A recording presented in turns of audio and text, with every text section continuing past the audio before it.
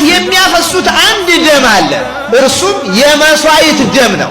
የመስዋዕት ደም ዓላማው ደግሞ ሰውንና እግዚአብሔርን፣ ሰውንና ዓለምን፣ ሰውንና ፍጥረትን ነው የሚያስታርቀው። ለምሳሌ በእኛ ቤተክርስቲያን ቅዳሴ ስንቀድስ ተመልከቱ። ክርስቶስ በመስቀል ላይ ሆኖ የጸለየው ያስታረቀው የማለደው በመስቀል ላይ ሆኖ አባት ሆይ የሚያደርጉትን አያውቁምና ይቅር በላቸው ያለው ለሰቃዮቹ ብቻ አይደለም፣ ለሁላችንም ነው። እኛ ሁላችንም የምናደርገው የማናውቅ ሰዎች ጎልጎታ ተገኝተን በመስቀል አንቸንክረው እንጂ በሰው ላይ በምናደርገው ነገር ዕለት ዕለት ክርስቶስን እንሰቅለዋለን። እኛ ራሳችን ክርስቶስን እንገፋዋለን፣ ክርስቶስን እናሳድደዋለን። ሰው ላይ የምናደርገው ሁሉ ክርስቶስ ላይ የሚደረግ። ስለዚህ እኛ ሁላችን የምናደርገውን አናውቅም። እነዚያ ሰዎች አንድ ሰው እየገደሉ ይመስላቸው ነበር። ያ የሚገሉት ሰው ዓለምን እያዳነ እንደነበረ አያውቁም። ያ የሚገሉት ሰው እነሱን እያዳነ እንደሆነ አያውቁም። እነሱን እያዋጀ እንደሆነ አያውቁም። እነሱን ለክብር እያበቃ እንደሆነ አያውቁም። ለእነሱ የገነት በር እየከፈተ እንደሆነ አያውቁም። ዛሬም ብዙ ሰው አያውቅም፣ የሚያደርገውን አያውቅም። በእውነት አሁንም አምላካችን እግዚአብሔር በዚያ ቃል ሁላችንም ይቅር ይበለን።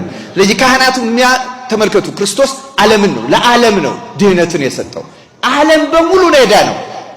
ቤተ ክርስቲያን ደግሞ የክርስቶስ አካል ናት። ስለዚህ የቤተ ክርስቲያን የክርስቶስ አካል ስለሆነች የምታቀርበው ጸሎትና ቅዳሴ የምትሰዋው መስዋዕት በሙሉ ለዓለም ነው። ለእንስሳትም ጭምር ነው፣ ለማያምኑትም ጭምር ነው፣ ለሚከዱትም ጭምር ነው፣ ለሚያሳድዱትም ጭምር ነው። ለዚያ ነው ቅድም እንደተማነው ያ ጸሎት ነው ያን ብርቱ ሐዋርያ ቅዱስ ጳውሎስን የመለሰው። አሳዳጁ ጳውሎስን የመለሰው ቤተክርስቲያን ጸሎት ነው፣ የቅዱስ እስጢፋኖስ ጸሎት ነው። ክርስቶሳዊ ተግባርን ቤተክርስቲያን ሁልጊዜ ዘርግታው ነው የምትለው። ዕለት ዕለት ይቀደሳል ማለት እኮ ዕለት ዕለት የክርስቶስ ሥጋና ደም ይፈተታል። ዕለት ዕለት የክርስቶስ ሥጋና ደም ይፈተታል ማለት ዕለት ዕለት ቤተክርስቲያን የቀራንዮ ተግባርን ትፈጽማለች ማለት። እንደ አዲስ አይሰቀልም፣ እንደ አዲስ አይሞትም፣ እንደ አዲስ አይቸነገርም። ዕለት ዕለት ግን ሥጋው ትኩስ ሆኖ ይሰጣል፣ ደሙ ትኩስ ሆኖ ይቀዳል። በዚህ ዓለምን አሁንም ክርስቶስ ይማረልን፣ ይቀር ይባልልን። ስለዚህ የካህናት ተግባር ይህን የመስዋዕት ደም ማፍሰስ ነው።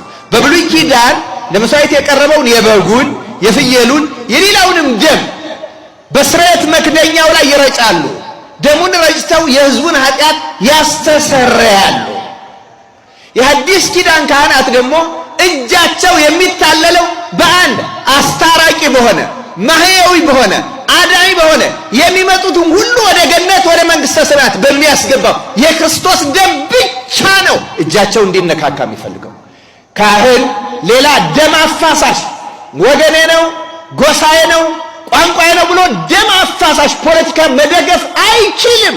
ቁጥሩን ለየው ያለው ለዚህ ካህን ልዩ ነው።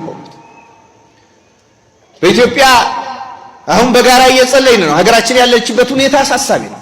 ካህን ግን ከየትም ጎሳ ይምጣ፣ ከጌዲዮ ይምጣ፣ ከሲዳማ ይምጣ፣ ከወላይታ ይምጣ፣ ከኦሮሞ ይምጣ፣ ከአማራ ይምጣ፣ ከትግራይ ይምጣ፣ ከጉራጌ ይምጣ፣ ራሱን ከሕዝቡ ጋር መደመር አይችልም።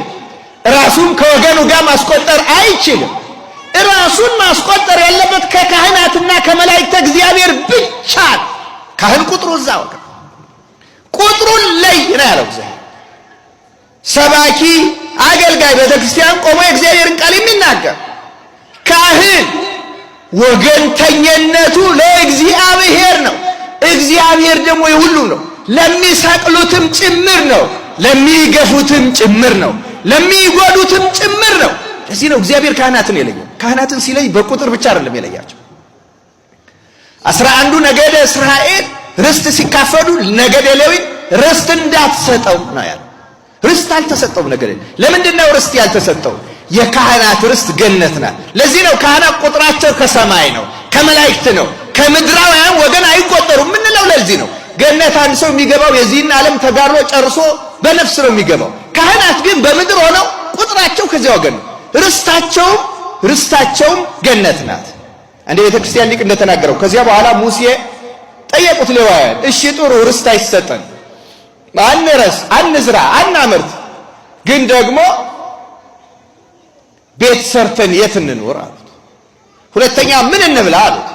እግዚአብሔር ለሁለቱም መልስ ሰጠ። መብላችሁን በተመለከተ ርስታችሁ እኔ ነኝ። በእውነት የአምላካችን የእግዚአብሔር ስሙ የተመሰገነ ይሁን። የካህናት ርስት ማን ነው? ማን ነው የካህናት ርስት? እኔ ነኝ ርስታችሁ፣ እኔ ነኝ ምግባችሁ። ህዝቡ ምን አደረገ እግዚአብሔር? በእውነት በ40 ዓመት መግቦቱ ከሰማይ መና እንዳወረደው መና እያወረደ ሲመግባቸው ሊኖር ይችል ነበር። አይችልም? እግዚአብሔር ይችላል፣ ግን ደግሞ አላደረገው። ምን አደረገ? ህዝቡ አስራቴንና በኩራቴን ያምጣ፣ አስራቴን በኩራቴን አምጡ አለ። ህዝቡ ለእግዚአብሔር አመጣ። እግዚአብሔር ደግሞ ከህዝቡ የተቀበለውን ለካህናት ሰጣቸው። ስለዚህ ካህናት የሚበሉት የማንን ነው? መልሱልኝ፣ የማንን ነው የሚበሉት? ካህን የሚበላው የእግዚአብሔርን ገንዘብ ነው። ምክንያቱም የእግዚአብሔር ተቀጣሪ፣ የእግዚአብሔር አገልጋይ፣ ከሰማያዊ መላእክት የሚቆጠር ስለሆነ